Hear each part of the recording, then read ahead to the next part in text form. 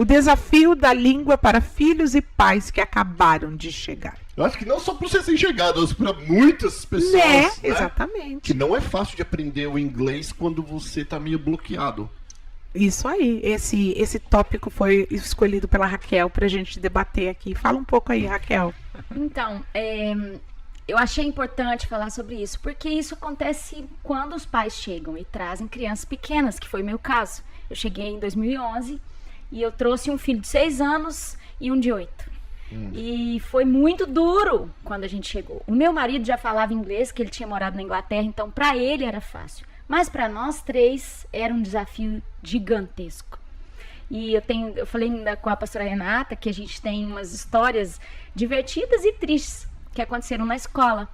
O meu filho mais novo, né, com 6 anos, assim, eu acho que para os pais, mas para mãe, você deixar o seu filho sem falar uma palavra e virar as costas Os pais embora, sofrem, né, com isso? meu Deus, eu chorei horrores. Muito. Eu chorei horrores, eu entrei no carro e abri a boca e chorar. Meu marido falou assim... Você chegou quando?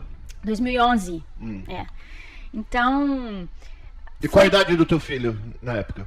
Um de 6, um de 8. Ah, o de 6 tranquilo, o de 8 que foi mais difícil ou não? Não, foi difícil para os 2. Sem falar uma palavra, imagina, que você deixar o filho lá. Inclusive, o mais novo, essa é uma das histórias desafiadoras, triste e feliz ao mesmo tempo. O de 6 anos, ele fez xixi na roupa, né? Então, De nervoso? não, porque não sabia pedir para ir no banheiro.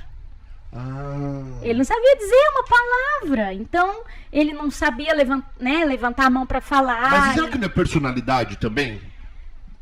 Não Eu acho que sei. também tem a ver.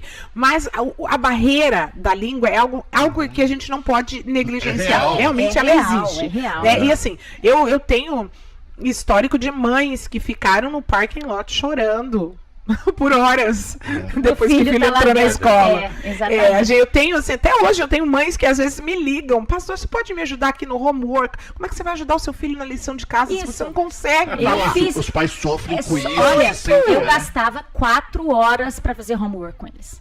Porque eu tinha que traduzir tudo para o português e eles faziam um homework e depois a gente traduzia tudo para o inglês. E eram 2 filhos, né? Então, tipo assim, a gente gastava 3, 4 horas todos os Só dias. pra fazer lição de every day. casa. Só pra fazer lição de casa. E aí esse filho meu fez xixi na roupa e aí a diretora ligou, né? E a vergonha principal dele, já pensou? Isso Tadinho. é muito chato, Os amiguinhos gente. só.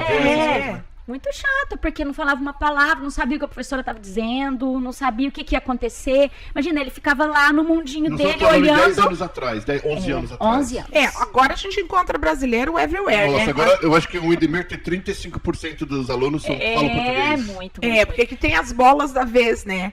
Teve a fase do Hunter's Creek, o Windermere, agora tá o Metro Wintergarden. West começou. Metro West foi o top, né? Mas depois teve Hunter's Creek, Creek, depois o Windermere, agora tá no Wintergarden. E não é tão difícil encontrar brasileiros, né? Não, agora não. Principalmente quando ele vai ao Walmart, assim, e ali...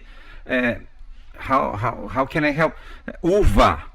Eu quero uva! Agora é difícil você não encontrar brasileiros. Isso aí. No meu caso, eu morava no sul da Flórida, que eu morava em Boca Raton. E aí, quando isso acontecia, meu filho chorava e falava assim: mãe, eu quero ir embora dessa cidade. Ninguém me entende, eu não sei falar essa língua. Então, para eles foi um impacto. E como foi a superação? Então, aí meu filho, na mesma semana que tinha acontecido isso, ele fez uma oração para Deus, com 6 anos. Ah, que E bonitinho. ele estava sentado lá na cadeirinha dele lá e ele me contou depois, quando chegou em casa: mãe, eu fiz uma oração e você tem que ver o que aconteceu comigo hoje na escola. Eu falei: conta, meu filho. E ele disse que fez uma oração e falou assim: Deus, por favor, alguém precisa falar português para me ajudar. Por favor, que alguém fala português aqui. E um menino japonês da mesma sala, com 6 anos, japonês, chegou perto dele, cochichou no ouvido dele e falou assim: ei, você fala português? E esse menino ficou por 4 meses na escola. E foi o tempo suficiente que o meu filho aprendeu. E foi embora e voltou pro Brasil. E nunca mais a gente viu esse menino. Então, assim, foi um escape marco, que Deus deu ali. Foi um marco, foi uma ajuda e foi uma experiência que o meu filho teve. Com a língua, com Deus. Com Deus, eu acho que é incrível, e com né? tudo, sabe? É muito doido. Eu gosto quando principalmente a criança, né? Mas quando as pessoas têm essa conexão, que sabe que Deus usou uma pessoa, ou Deus te ouviu Ele teve realmente. uma experiência como muito criança, né? E esse menino ajudou ele na língua e foi embora. E assim, o desafiador é que os pais não entendem que os filhos vão aprender o inglês. E que vão aprender naturalmente. Porque eles estão E que vão aprender convivendo mais rápido do que os próprios com pais. 3 meses. Né? Exato. Com 3 meses. Todas as mães que eu esse é o parâmetro encontro que eu digo. Também acho. Em 3 meses a criança já se comunica em inglês. comunica. O Comunica tempo de inglês. superação é bem rápido. Sim. Eu conheço crianças que chegaram aí há 2, 3 meses atrás e a princípio, no primeiro dia choraram para ir para a escola, mas hoje já estão bem mais tranquilos. Mas não é fácil, não. Não é fácil. Meu filho mais velho, que é outra história, a professora fez lá um desafio, né, nas primeiras semanas, assim, de escrever quem é o seu best friend, seu amigo, seu melhor amigo, E aí ele escreveu toda a redação em português. E aí teve um meeting, teve uma reunião, a escola chamou a gente e reuniu. Meu marido não estava aqui, ele estava na China e eu tinha uma amiga que falava bem o inglês, porque eu também não falava, e eu falei, eu preciso de você também, porque eu não sei nem o que as professoras vão falar. E quando eu cheguei na sala, estavam todas as professoras sentadas assim numa mesa como essa, e elas começaram a dizer, olha, Raquel, o seu filho, ele fala muito bem, mas aqui, olha, a gente não pode considerar a nota dele, e a gente não pode dar nada para ele, porque ele escreveu toda a redação dele numa língua que a gente não reconhece. E eu falei, meu Deus. Aí também tem a loucura, né, dos pais que pensam, meu Deus, será que eu fiz a coisa certa? Será que eu vim para o lugar certo? Será que eu trouxe meus filhos para um desafio que talvez eles não estejam preparados? Então, isso também vem no coração dos pais. Ai, meu Deus, né? Será que eu negligenciei com eles? Agora vamos voltar um pouquinho. Você no Brasil, vamos falar que não falando de todas as histórias, vamos falar de você. Quando você veio para os Estados Unidos, você achou que ia falar o quê? Português?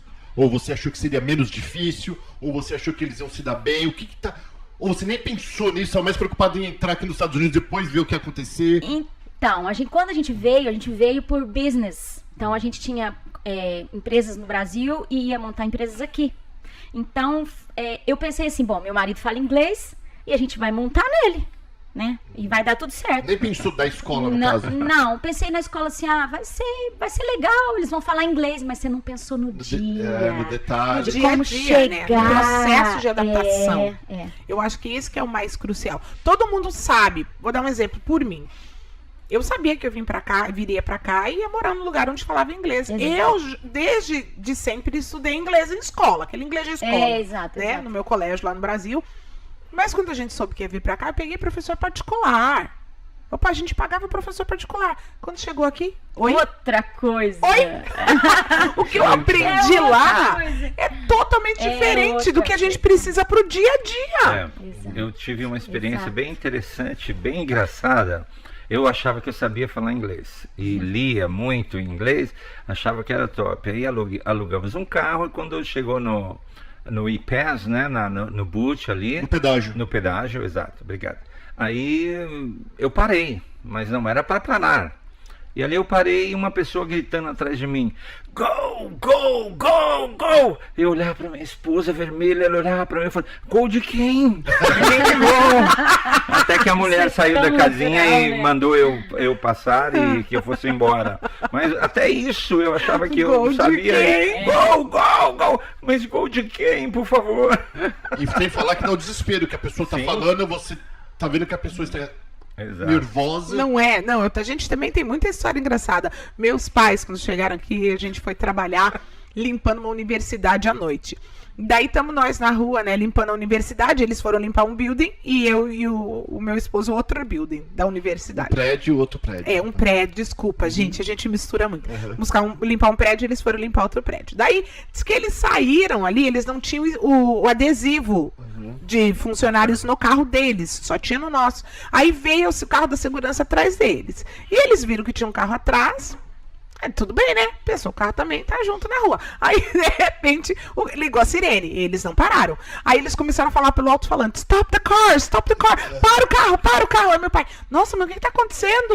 Essa hora eles estão fazendo barulho. Meu pai falou pra minha mãe. Agora, Uau. Olha a dúzia do ovo.